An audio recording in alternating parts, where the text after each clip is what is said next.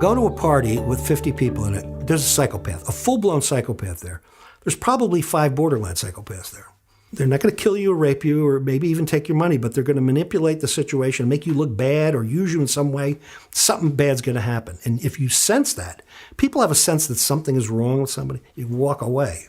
You don't fight these guys because they're masters at manipulation.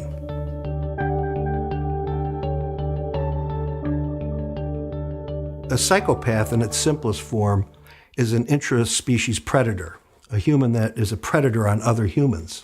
It's hard to look at the actual behavior of a psychopath and say that thing is psychopathic or not. Because psychopaths will come to the rescue of people. Can I help you up, ma'am? They can see the outward behaviors and they just can mimic it to get along. But fundamentally, they don't feel it. You know, some psychopathic traits and what goes along with it can be very advantageous. First of all, you're fearless. You walk into a room, you own everybody, and you look like you own everybody, and they let you own you because you have that aura around you, that charisma, that light. That's why we elect people presidents, because they have that light around them. Another thing is you're not very susceptible to pain. Pain doesn't bother you. And also, when you're caught doing something, you have no tells.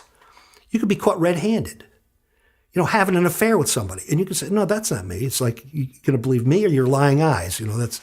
And so it's this, the ability to lie without any tells. Because in fact, it doesn't cause any anxiety. Two main areas of the brain of a psychopath that are not regulated correctly. It's orbital cortex and the amygdala. Orbital cortex is involved in inhibiting your behavior. Now, the amygdala, on the other hand, really causes behavior.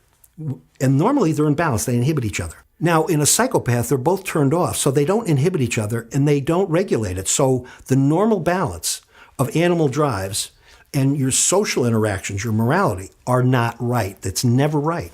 I mean, there's a time for aggression. There's a time for killing even. There's a time for sex. And part of it is how the rest of the brain is able to tell your orbital cortex the social context is correct now. Psychopaths don't have that. They're doing things completely out of context, out of social context, and that's the problem. Usually the question is, what percent do you think is due to genetics and what percent is due to environment? And it turns out not to be the great question to ask, because it looks like the answer is, if you are born with the biological markers for psychopathy, for example, that is the genetics and the altered brain pattern early on, if you are a susceptible kid, then environment means everything. It means a lot, maybe 80%, because those kids can be really thrown off track and they can be helped by a good environment too. Back in the early 90s, some of my colleagues were studying these killers, real bad guys, some serial killers, nasty guys.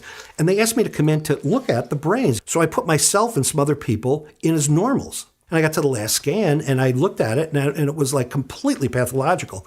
And I told the technician, I said, you got this mixed up. This is obviously, a psychopath or one of the killers. We just mixed the pile up. Go check it. And he went and he checked the machine and everything. He came back, he goes, no, it's one of these controls.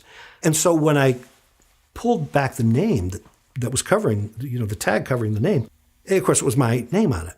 And I had a good laugh about that. We were so busy, I kind of blew it off, which seems incredible. Most people go, well, you got to be kidding. But I said, I know who I am.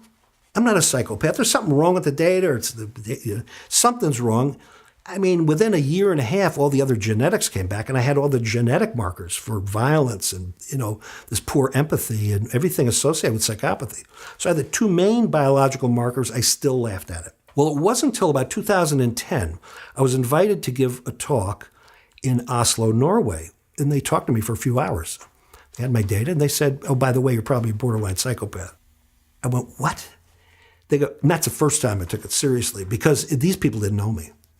They were just going from the scientific data and from interviewing me. And that was when I flew back, that's when everything changed. So then I asked my wife, I said, don't tell me anything now. I'm not going to be mad. And I did that to my close friends and family. They all said the same thing. It's an extreme narcissist. You have the extreme, you're very aggressive and on and on. You're cold. I'm very fortunate. I grew up in a wonderful family. And those genes were never really triggered in a bad direction. even though I have those traits, they didn't go far south because I should be a really bad guy.